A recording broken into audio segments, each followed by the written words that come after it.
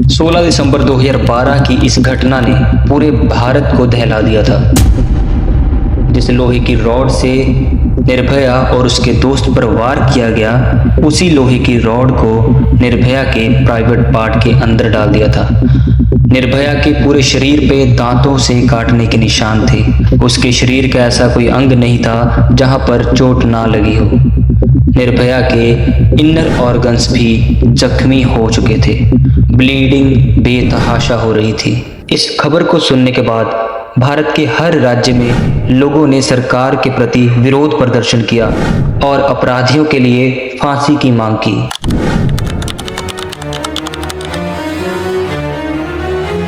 Nirbhaya case एक ऐसा case जो 6 दरिंदों की दरिंदगी एक मासूम पर हुई थी।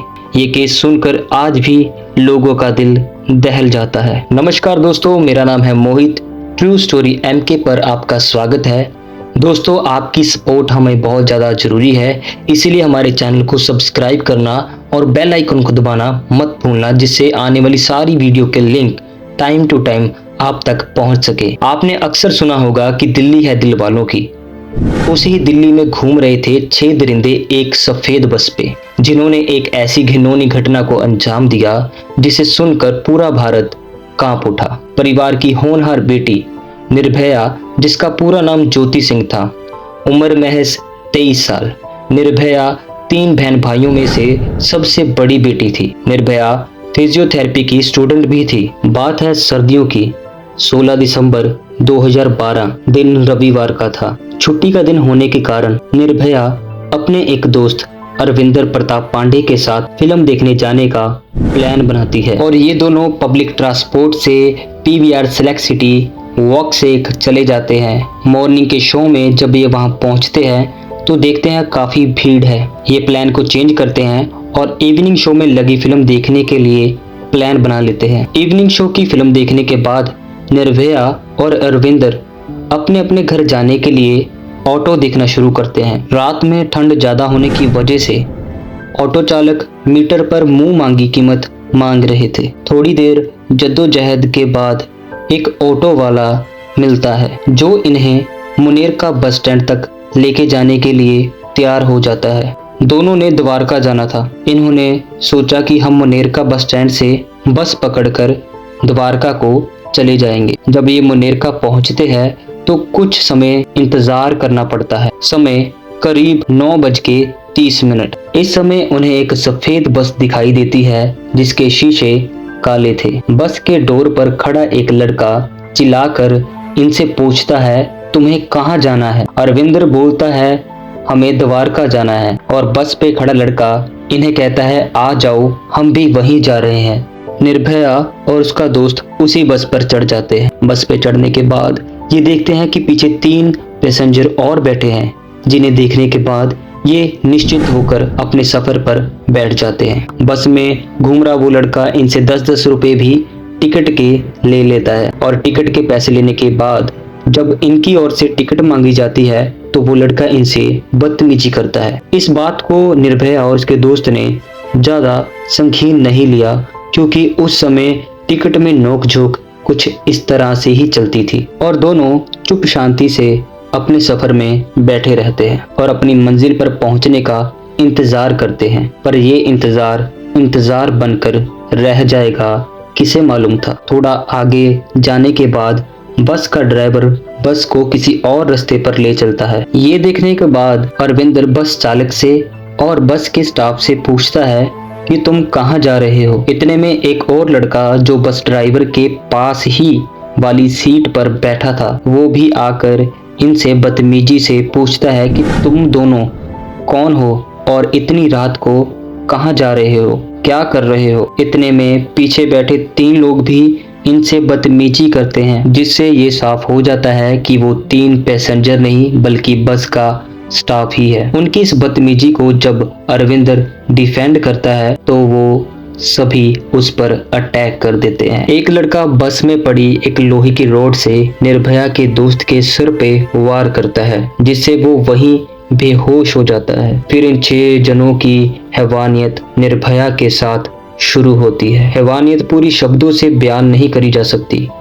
इस कदर उस माँ बाप की लाडली बेटी पर जुर्म हुआ। निर्भया के साथ करीब 2.5 घंटे तक ये 6 दरिंदे अपनी दरिंदगी को अंजाम देते रहे। निर्भया ने अपने आप को बचाने की कोशिश बहुत की, क्योंकि बाद में खुलासे के मुताबिक पता चला कि उन 6 दरिंदों में से 3 को निर्भया ने घायल कर दिया था।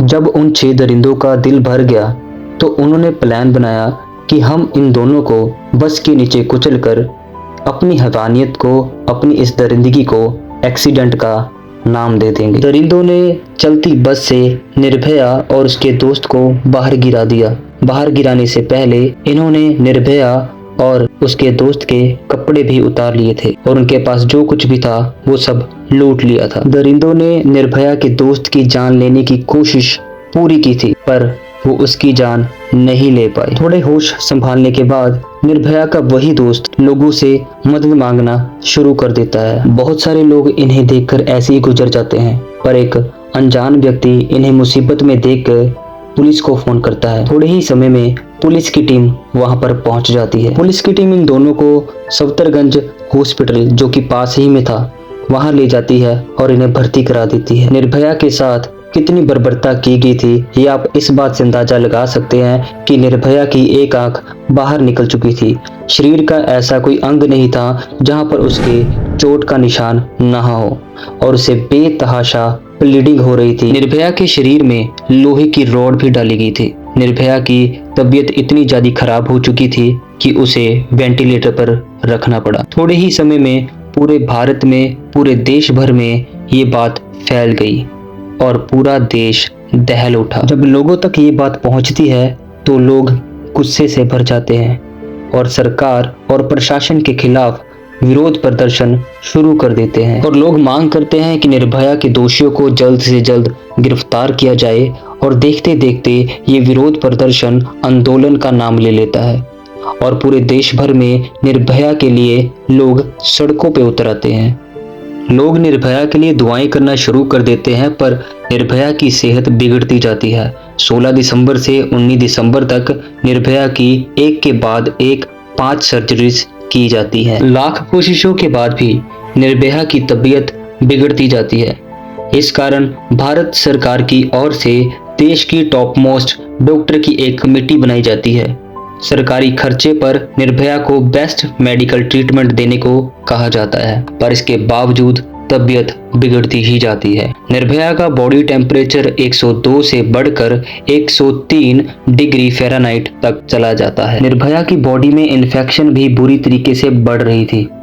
इधर लोग सड़कों पर निर्भया के लिए आवाज बुलंद कर रहे थे, उधर डॉक्टर भी अपनी पूरी कोशिश कर रहे थे, पर स्थिति बिगड़ती ही जा रही थी। इसी के बाद तत्कालीन प्रधानमंत्री सरदार मनमोहन सिंह के नेतृत्व में 26 दिसंबर को एक कैबिनेट मीटिंग की जाती है और फैसला किया जाता है कि निर्भया को वर्ल्ड के बेस्ट ऑर्गन्स ट्रांसप्लांट हॉस्पिटल में भेजा जाएगा। इसी के बाद निर्भया को सिंगापुर के माउंट एलिजाबेथ हॉस्पिटल में एयरलिफ्ट करके भेजने की तैयारी की जाती है। फाइनली 27 दिसंबर को निर्भया सिंगापुर के हॉस्पिटल पहुंच जाती है, मगर यहां आते ही निर्भया की तबीयत और भी बिगड़ जाती है और 29 दिसंबर को स्थानीय समय के अनुसार 4:45 पर निर्भया इस दुनिया को हमेशा के लिए छोड़कर चली जाती है। निर्भया की मौत के बाद उसके शव को दिल्ली लाया जाता है और कड़ी सुरक्षा में निर्भया का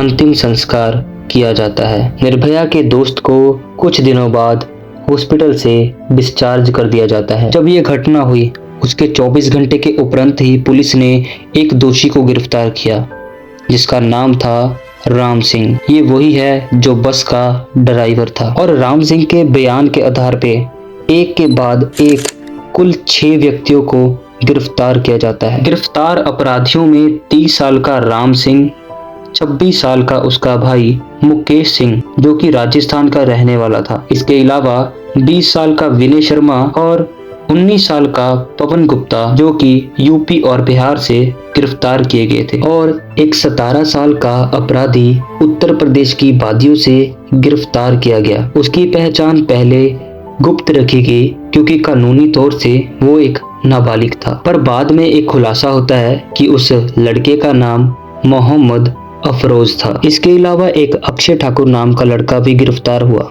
जो कि बिहार के औरंगाबाद का रहने वाला था। ये 6 जने अलग अलग बैकग्राउंड से थे। इनकी दोस्ती को कुछ ही दिन हुए थे और ये पार्टी करने के लिए घर से बाहर निकले थे। और ये 6 जने बस में खाने पीने की चीजें और बहुत सारी शराब लेकर शिकार करने को निकलते हैं। बहुत ही कम लोग जानते होंगे कि निर्भया को शिकार बनाने से पहले इनका शिकार एक और व्यक्ति हुआ था, जिसका नाम था रमाधीर। 35 साल का ये व्यक्ति एक कॉरपोरेटर था। पहले तो उन्होंने इसे पैसेंजर बनाकर बस में बिठाया और फिर इससे पैसे और मोबाइल लूटकर इसे बस से उतार दिया। ताज्जुब की बात यह है कि रमाधीर ने अपने साथ हुई इस घटना के बारे में पास से गुजरते पुलिस वालों को भी बताया था, पर पुलिस वालों ने उसकी बात पर ध्यान ना दिया। इस बात को जानने के बाद मुझे ऐसा लगता है, अगर पुलिस वाले रमाधीर की बात को सीरियसली लेते और उस पर एक्शन लेते तो शायद ही इतनी बड़ी घटना को अपराधी अंजाम दे पाते। निर्भया के दोस्त के बयान हुए और मामला दर्ज किया गया। कार्रवाई आगे बढ़ी और पूरे 3 महीने के उपरांत ही एक अपराधी जिसका नाम था राम सिंह, उसने तिहाड़ जेल में ही सुसाइड कर लिया। और वहीं एक जगह 17 साल के अपराधी को जुवेनाइल जस्टिस के द्वारा सिर्फ 3 साल की सजा सुनाएगी, क्योंकि कानूनी तौर से वो एक नाबालिग था। उसे सुधार घर भेज दिया गया। जांच के मुताबिक ये भी सामने आया, नाबालिग ने निर्भया के साथ ज्यादा बुरा बर्ताव किया था। और अब कानून के इस फैसले को क्या ही कह सकते हैं। आपकी इस फैसले पे क्या राय है, कमेंट बॉक्स में जरूर बताना। और बाकी बचे दरिंदों पर भी बलात्कार, हत्या जैसे और भी धाराओं के तहत मामला चलता है। निचली अदालत के द्वारा तो 13 सितंबर 2013 को ही इन्हें मौत की सजा सुना दी गई थी, पर दरिंदों ने फैसले के खिलाफ हाई कोर्ट में अपील दर्ज की। 13 मार्च 2014 को दिल्ली हाई कोर्ट ने भी मौत की सजा को बरकरार रखा। इसके बाद अपराधियों ने सुप्रीम कोर्ट की ओर रुख किया। सुप्रीम कोर्ट ने भी 5 मई 2017 को फांसी की सजा को बरकरार रखा। इसके बाद भी ये अपराधी एक के बाद एक विकल्प की ओर भागते गए। 2012 से चला आ रहा ये मुकदमा 2017 तक पहुंच जाएगा और अपराधियों को सजा भी नहीं होगी, ये किसी ने सोचा भी नहीं था। जिस भी विकल्प की ओर ये भागे, वहां से इन्हें रिजेक्शन ही मिली। फाइनली वो दिन आ ही गया जब इन्हें फांसी होनी थी। 20 मार्च 2020 में सुबह के 5:30 बजे इन्हें फांसी के तख्ते पे लटका दिया गया और 6 बजे इन्हें मृत घोषित किया गया। तो दोस्तों, ये थी निर्भया केस की पूरी कहानी।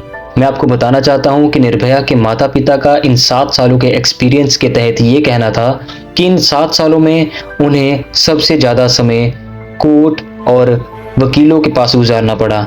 उनके बच्चों की परवरिश में भी वो ज़्यादा ध्यान नहीं दे पाए, जो कि निर्भया से छोटे थे।